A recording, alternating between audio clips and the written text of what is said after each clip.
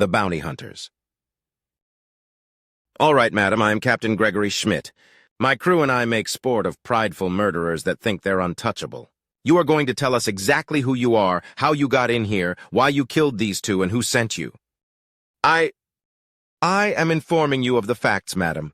Any amount of resistance on your part merely means that this will be progressively more unpleasant for you, as we are forced to ask in harsher and harsher ways for our answers. Do you understand? And if I'm the queen of the station who walked in the front door, shot them because I didn't like their stupid faces, and did it all at the behest of a random whim, she asks, then we throw you out the airlock and take bets on how long until you stop thrashing. Go ahead. You don't have the tits, she snarls. I don't need the tits, Pukey trails off as Tang puts a hand on his shoulder. I got this, he says, and Pukey raises an eyebrow. You sure? Yes. You stay on the back burner, I'll go in sweet rather than sour. Tang says. Really? They just smoked 2 girls in their own team. They're cold. Going in warm might just get your tongue stuck to the pole. Airfarce notes as he helps Scaly up, and Pukey lifts up Cindy to make sure she's not hurt at all by anything that's happened. Really?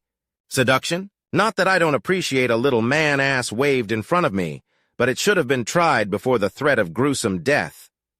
The still invisible assassin states, and Tang nods before reaching down past the foam and finding the latch for the mask portion of her camouflage suit. He then peels it back to reveal the face of a panceros. Madam, there's yet to be an alien that hasn't underestimated humans. You're just one more, Tang says, and she takes in a huff of air and he blows a lungful of air right at her as she does. What the? Why, oh no! Oh yes, Tang says, leaning over while swishing around in his mouth to gather up a lot of spit, and then kisses her full on the mouth. She outright moans into it, and it grows deep and full as her suit's cloaking disengages and her tail whips out to wrap around his waist. He pulls away and she outright starts to whimper as he smiles down at her. Only the first taste is free. You want some sugar? Give us some answers. That, she begins in a gasping, breathless tone. That's unfair. What's your name? Tang asks, and she stares at him, licks her lips, and squirms. He runs his hand down her tail and she shivers. No. No, I won't. I can't betray them. I won't, she protests. I understand. Onyx, the other one. Can you stop her from fully waking up? Tang asks. What? Can you stop the other one from fully waking up? He asks softly. Yes. I can keep her from fully waking up, but what will that do? Hypnotic interrogation? Pukey asks, and Tang snaps his fingers and points at him. Think your new trick will make her trust you? It should help. What are you doing? You sister-in-arms doesn't have her defenses up, so I can just dose her like I just did you, and then, while she's still mostly asleep, I can get all her secrets out. Unless you want to spare her such a fate, Tang says. What? What did you do to me? Why did I? The assassin stammers out, trying to figure out what was just done. I'd like to know too, Lady Gear says, and Tang smirks. I'm human. Therefore, I'm in season. I've got a lot of pheromones in my body, and one of the higher concentrations is in my mouth. A bit of axiom, and they're even more stupid powerful. First was a breath over that pheromone-heavy madness to get you ready, then a kiss full of it. You've got enough of my pheromones in you that as far as your body is concerned, we're already married, and now you've got millions of years of evolution working against you. Your mind wants to say no, but your body is going yes, yes, yes. But that means your sister halfway between awakening and sleep will trust me. Will trust me without question. Everything she knows she'll tell us. Unless you'd prefer she just gets a solid nap and doesn't wake up having been made into my unknowing lover. And wouldn't that be interesting, to pine for someone you've never even gotten a good look at? To burn with need for... Enough! The assassin snarls before letting her head flop down in defeat. Enough, I'll talk.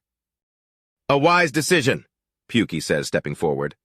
Now that you understand just how nasty we are when we're playing nice, let's get to those questions. Oh, like you could do worse. I could still have a full brain scan of you ripped out of your skull and then decompile it into base memory to get literally everything you know. Do not push me, girl. Pukey snarls. That's appalling, Lady Gear gasps. As is murdering helpless opponents or purposely detonating the pregnant stomach of a woman. What the fuck is going on? Pukey answers Lady Gear before snarling at the assassin. I don't know. All I know is that Iris and Baggis went completely insane. Their mission was to scare that crazy gravid bitch. Not kill her and certainly not to kill her children. Our employer detonated their safe house in response, and we were sent to make sure the bitches were dead and get the gear. You guys showed up way too fast and we had to follow you. Fuck this rabbit hole, it keeps going deeper, Airfarce moans. Your employer is? Pukey presses. A man with access to the main bridge. Told us to call him Mr. Sanvich, she says, slowly pronouncing it in English and then looking confused as every man in the group groans. You know him. Yeah. Fucking hoagie. Why's he tied into this? Pukey demands as Airfarce starts massaging his temple at the sheer frustration. Because he's an idiot worrier that made things worse? The assassin offers, suddenly quite chatty. That's going to need some explanation, Pukey says. Don't you know how this station works? 9 sectors with the main bridge and the 8 hubs. Each one offers something different, with the bridge controlling the power, airlocks, and all the things the rest need to survive. Each has a different environment and political landscape to navigate, with what are effectively minor lords in each one that need to be appeased if you're going to make big moves in the area. Pukey says quickly, and she blinks. Yes, but it's also unstable. Okay, Pukey says, not knowing where she's going with that. Meaning that it's routine for someone to push out on another part of the station. What Mother Mailer was doing was completely normal. It would have kept her busy for a few decades, and the station would have had a lot of movement and shifting around that would have meant a small economic boom as they build temples and do outreach programs and things like that. We tried to tell Mr. Sandvich this, but he wanted someone in place just in case. Then they went and killed her. They weren't supposed to do that. Do you know why? Did someone pay them? Is there something you know that we don't? I don't care. Neither me nor my sister there know why Baggis and Iris went over the edge, but the second they did, they were dead women. You stupid bitch! There's no way to get information out of a cooked corpse! Pukey hisses. Oh, yes, there is. Oh, this ought to be good, Pukey responds. There's a black box in the rifles. It has the mission. It has everything. It's there so if one of us gets killed or kidnapped, we can rescue or avenge them, she says, sounding defeated. You girls really care for each other, don't you? Pukey asks, and she nods.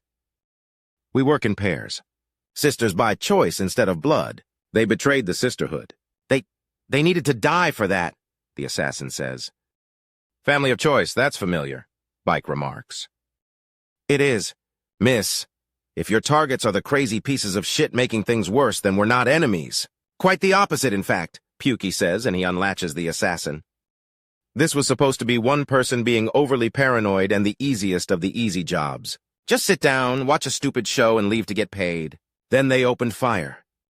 Okay then, can I trust that you want to figure out what the hell is going on as badly as we do? Pukey asks. Yes.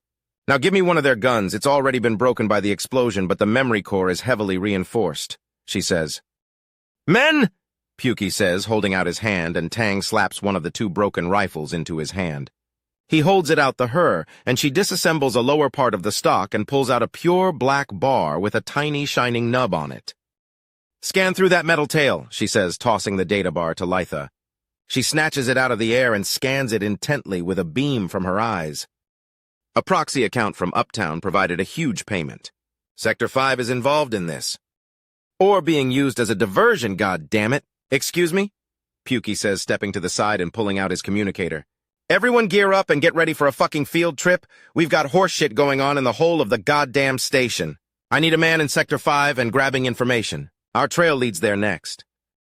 They'll just find another proxy, Litha chides him. Everyone makes mistakes. We follow the trail until they do. We're going old school. We follow them until they make a fatal mistake, Pukey says. What kind of race hunts like that? The assassin demands. Humans do. It's a time-honored classic, Bike says as he narrows his eyes, then he holds out his hand to Litha. May I? The data bar is passed to him and he holds it against his communicator. The information starts to flash by quickly. It then pauses on a screen full of data in German. All right, gentlemen, you need to get one of your communicators to the Nebula View Hotel, then open a line to me. I'll dig in as deep as I can and hopefully get the information out. Right, we're setting up a team. Mr. T, Mustard, J3, and Itchy are heading out. Jade reports, sounding like she's trying to force seriousness. Despite the situation, Onyx can't help but smile with pride as Airfarce nods appreciatively. That's a lot of power. Are the Hat and Dong holding down the ship? Bike asks without missing a beat. That's the plan. They're moving out in 5, Jade says. By the way, I'm holding down the ship too. I can fight. I'm a Canador. We're made to fight. Not without training, you're not little Missy. You are on defense until I know you won't make a mortal mistake on offense, Onyx snaps. Yes, Mama. You're doing fine, kiddo. We just want to be safe when the world's going crazy. In hostile territory, no one goes alone unless they absolutely have to. Airfarce offers, and the assassin gives him an odd look. Bike hangs up the call and tucks away his communicator. Captain, if she's going to be working with us, then we need something to call her. A code name, if nothing else. I'm Nuit, that's Soir, the assassin says as she reconsiders the room. And there's a price for our further cooperation. And that would be? Pukey asks. Him. She answers, pointing directly to Tang, who grins. You want to threaten with sugar? Fine, I'll take that bait, but I want a shipment's worth, not just a sampler. My pleasure, Tang remarks with an eager smile. Keep it in your pants, soldier, Pukey scowls at him. If he does that, then you're out me and Soir, Nuit says, and Pukey groans in frustration. Fine. Fuck it, whatever. I need to talk to Hoagie and get his side of this madness. Excuse me, Pukey says before stepping to the further side of the room as he brings out his communicator. Yeah, hey, Hoagie, we've been looking into things. Now, why the flying blue fuck didn't you tell me that you initially hired fucking snipers to watch over the fucking rally, you fucking incompetent? They were ordered to observe only. They must have been subverted, Hoagie protests.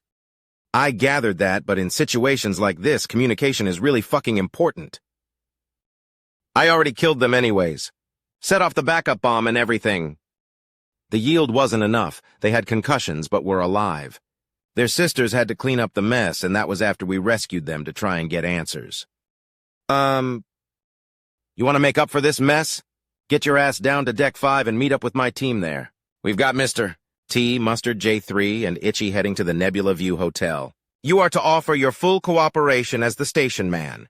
Be loaded for war. We don't know if more violence is ahead. Right. I suppose that with my own stupid nickname, I'll fit right in. I'm heading out, Hoagie says, and the call terminates. Bike, inform the team that they're going to be getting a +1. The bounty hunters. Checking in? Dude, you do know you're not on vacation, right? J3 asks Hoagie, who lowers his sunglasses with a grin as he walks over, then starts to unbutton his Hawaiian print shirt. Whoa, whoa, whoa, I'm sure the girls say you're cute, but not to me you're not. Then Hoagie opens the shirt to show that the oversized garment is casually hiding a massive bandolier of modified explosives, body armor, 2 pistols, and likely more around the man's back. That makes more sense. Why the shades, though? Itchy asks, and one of the explosives is tapped. These are flashbangs. I've got enough on me to give the whole sector an epileptic seizure if I don't outright burn out their retinas. I want answers as much as you guys. Who the fuck sidestepped me with my own damn forces? What fucking idiot thinks they can get away messing with the station staff? And most importantly, who the fuck do I have to skin alive for trying to start shit when I'm trying to keep shit calm? You're taking this personally, Mr. T notes. The first time I saw a dead body was when a stupid teenager took a pot shot at me in a horny daze. One of the other station staff sent her hurling into space, and that's all she wrote for the dumb kid. I have worked my ass off since that day to keep the casualties down, but I've still seen and made enough corpses to give the killer and the fucking coroner and any snuff film a run for their money. Now this shit is happening and someone's trying to stack the bodies up in the most disgusting ways imaginable. I don't like seeing corpses, but this is one I intend to make myself. After we get answers out of it, Mr. T says, and Hoagie nods. What's your heaviest toy? I got an auto shotgun loaded with buck and a plasma pistol on my back in addition to a standard ablator and banger that you saw on my chest. I've also got override authority for most major systems and the credentials to get us anywhere but the captain's personal chambers. After that is a solid 20 flashbangs, a K-bar in my left boot, and a 9mm in my right. Sounds good, but if you start speaking like a surfer, I will deck you, J3 remarks. Don't worry, dude. It's just a radical Michelangelo impersonation, Hoagie taunts him and then leans away from a swing. Not going to ask, but please don't talk like that. I wanted to take a swing at you myself, Mustard says, and Hoagie nods. All right, we've met up, we've said our hellos. Where is the Nebula View Hotel? The map says it's near here, but I can't find it. The entire level has a sort of fakeness to it that is normally associated with the inside of a casino, but it's goddamn everywhere. Everything matched and coded just so to seem to radiate smug and wealth, while hiding the fact that you had a camera and likely a gun on you at all times. It was setting most of them on edge, at least somewhat. You're about 8 levels too low for the main entrance, but we're damn close to the service entrance, which I prefer. We're going in the back door where they pay less attention. This way, if they want to pull a fast one, they've got less time to properly set it up. Everyone down with that? Hoagie asks, and there's nods all around. He leads them up a level to an unassuming back door with a loading station next to it. The door is predictably locked. Scrack Muriak! He glances back and sees the whole group staring at him as his high-pitched bit of sheer nonsense is accepted as a password. It's in the captain's home language. It's really fucky sounding. No, we get that, but did it have to come out so high-pitched that it sounds like your balls are in a vice? J3 asks, and Hoagie nods. Really? The meaning changes entirely if you try to lower the pitch. It's one of those languages that does not translate well. Still, a voice recorder couldn't? Mustard begins to protest before Hoagie grins viciously. The password itself is half of it, the other half is here, Hoagie says, leaning his head back and exposing his neck. He taps a tiny, clearly unnatural square in the middle of his throat. Anyone who gives the right password without one of these will just trigger a priority 1 alarm. There's also a different inflection to the same password to let security know that there's station staff in need of rescue. Captain's on top of things. Yes, she is, Hoagie says with a rub of his neck. There's a reason you're not allowed in her chambers, isn't there, Mr. T notes, and Hoagie looks away. Forget it. We need to focus. Thank you, and for the record, I was aiming for being the power behind the station, but the captain's already got a squeeze.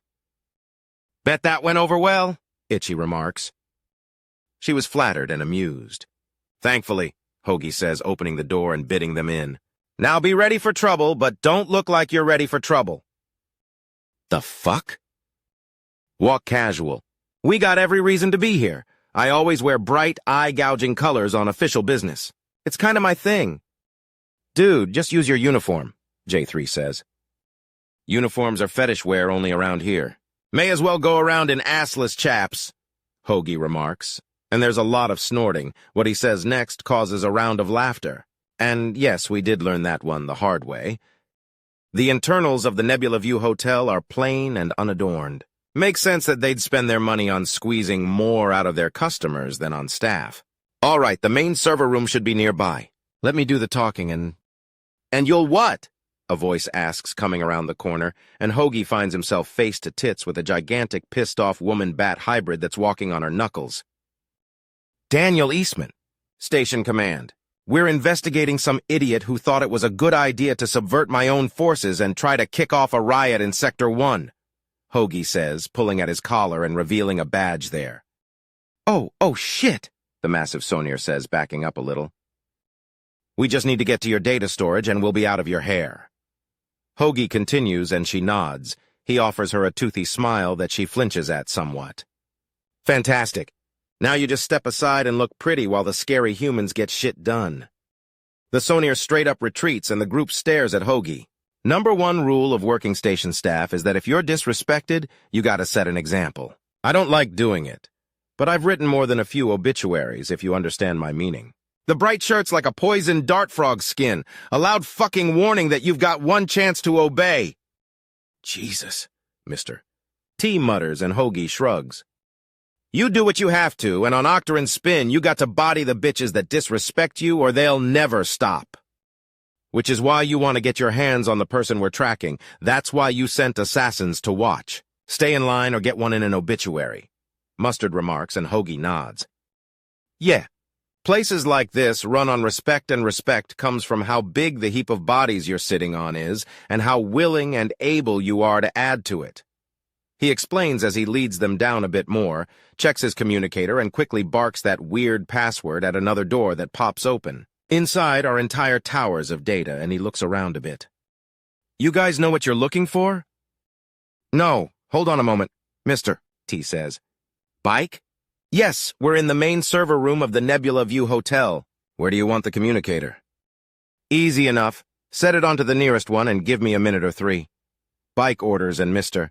T does so, leaving the men to stand around. So, after you start to build reputation, things get better, right? Mr. T asks, and Hoagie lets out a mirthless bark of laughter. That's a no. Even if I have the entire station pissing their panties at the sight of my flamingo print shirts, there's still some new idiot with some new trick showing up every 10 minutes. The temporary population of the station is easily 100 times the size of the permanent residents. And while word is getting around that disrespecting the Tret-looking psychopaths covered in weapons is a bad idea, by the time most people figure it out, they leave this place and some new idiot needs to be taught.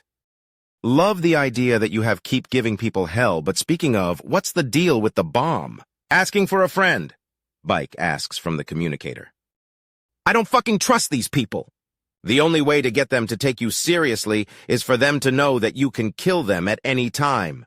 And the bomb was because I'm not getting into a sniping contest when I can't proper distance and they can bounce their attacks off the fucking walls. Fuck that. I fight the twin shots from the next sector over, if not further. The bitches have an advantage in this station with the consistent atmosphere and often shining walls. Dodging a laser coming around the corner is just unfair, Hoagie protests. Yes, because fair fights are a thing, Itchy says with a grin. Hey, bombs are fun and practical if you've got your eyes on the area and a detonator in hand, Hoagie protests. I wasn't arguing. Hell, I love seeing a well-made beast go boom. But yours left them alive to talk about it. A bomb that doesn't do its job is just sloppy. There was a load-bearing wall nearby. I didn't want to crack it open. Not to mention I had to run around in disguise to deliver it, and so it had to be fairly small. That Angler-looking girl in the fetish outfit was you? Bike demands in shock. A bit of makeup, pheromone blockers, and the right clothes and contact lenses, and you can disguise yourself as anything. More like a lot of makeup and fucking basketballs. We were wondering what the fuck was going on. I had the bomb in parts and stored in a bunch of balls I was carrying around in bras, Hoagie says, and there's laughter. You may laugh, but you can get all sorts of shit done if you don't look like a dude. The girls around here are in the habit of flat-out ignoring each other if they can get away with it, and that has let me get up to some serious shenanigans. I mean, hell, half the blackmail I've got is because no one thinks the shy girl covering up is in fact packing an entire arsenal of spy gear in the bra. If they don't sense Axiom being twigged oddly, they don't even think you've got a weapon. Really? Oh yeah, most of the girls don't seem to notice consciously, but they sense Axiom to judge how dangerous something is. It's one of the reasons why they keep underestimating humans. Every other race has an Axiom signature that gets more apparent as they get agitated, and technology has its own feel, too. We're just blank whether we're calm or homicidal. Makes it hard to intimidate as they think it's an endless bluff. But then, if you follow through, you really scare the shit out of them because they had no way to be ready for it at all, even if you were sending every signal you could that they were looking death square in the eye. All right, we've got the next step. Whoever this is clearly wants to move around. The room the command was sent to is connected to an account that leads to Section 4, a place that cashes in valuable metals for credit in the station. Bike explains. We're on our way, Hoagie says before grabbing the communicator and tossing it to Mr. T. Not sure how this is going to help. A cash for gold style place will have a record of who it sold credit to because this is a fucking pirate station, and if you don't think the local businesses are looking to blackmail and get out of their dues, then you're naive as hell.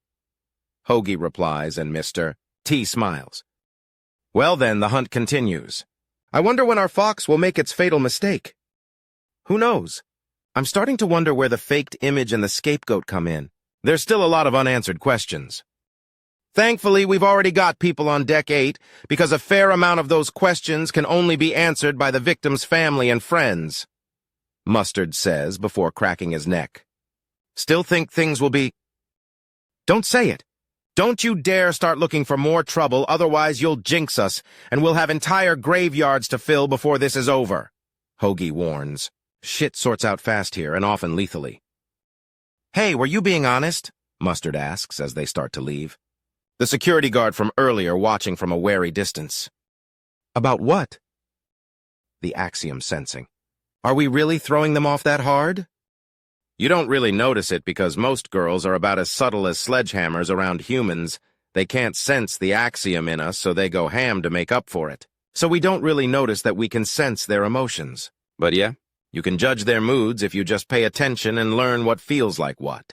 They can't do it back because we're blank. They can also sort of sense Axiom-reliant tech, but not ours. Meaning we can carry our weapons almost anywhere and no one notices, and no one can tell if we've got intent to use them until we do. All in all, we're not so much in the uncanny valley as building an underground bunker there for some of these girls. Damn, if it weren't for the sheer horny factor, we'd be something out of a horror movie. J3 notes. We kind of are. Give it some honest thought and you realize we're basically the incubus species of the universe. Yes, because I wanted to think of myself as a sex demon. Wonderful. Mr. T states dryly and getting the group around him to snort in amusement.